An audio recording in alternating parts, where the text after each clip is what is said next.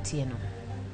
Kawachako en jatend Migao mar omenda Njuguna Ndung'u koni medruok mar osuru kowuok e kwan atamalo 8 nyaka 16 molieki budget mar omenda mar 2023-2024 kidek lokore bang' kawo pach jopiny. Magine wacho Migao mateko kod modhi bendo yango ni mafuta masani kele pacho ka bang' winjruok gi pinje jo Arabu kidek jiwo teko siling ma Kenya kipimo kod dola mar piny Amerika.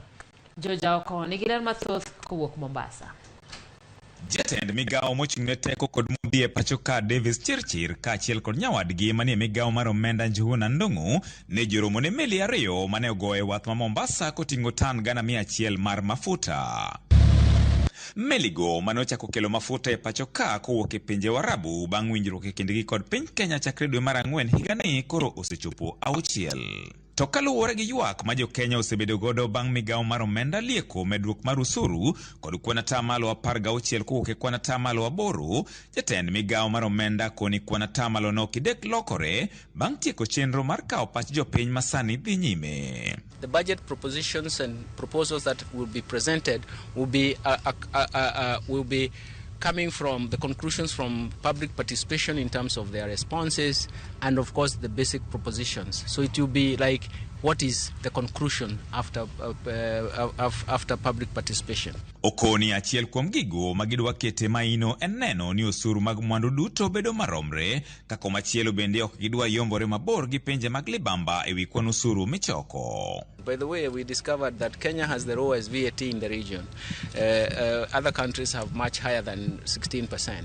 Even though we have an ambition of trying to make sure that we rationalize all taxes in the future, in the coming future, after massive studies have been covered to show how the market structure is working, we still are conscious about what the East African region is doing. We have to encourage them to follow us in terms of rationalizing taxes. Iseche gogogo, Migao mar teko kod modhi koni lengo mar kelo mafuta kowuok e pinje maoko en neno ni gijiwo teko siling ma pacho ka masani weth kipimo kod dola mar jopiny Amerika. The cargoes which came into the country for April on the dollar will be converted at 138 shillings to the dollar.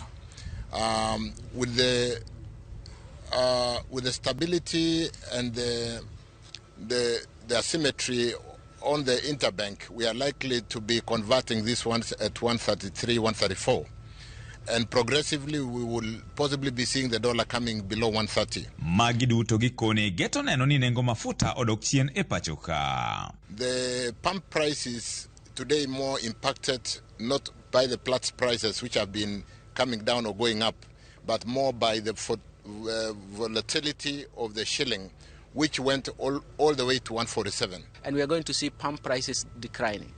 One of them is, the first thing is to look for stability. Engeno ni teko mar siling kipimo kod mano mar dola biro jiwore pacho ka to chutho kaluwore gi mafuta masani go e wath ma Mombasa.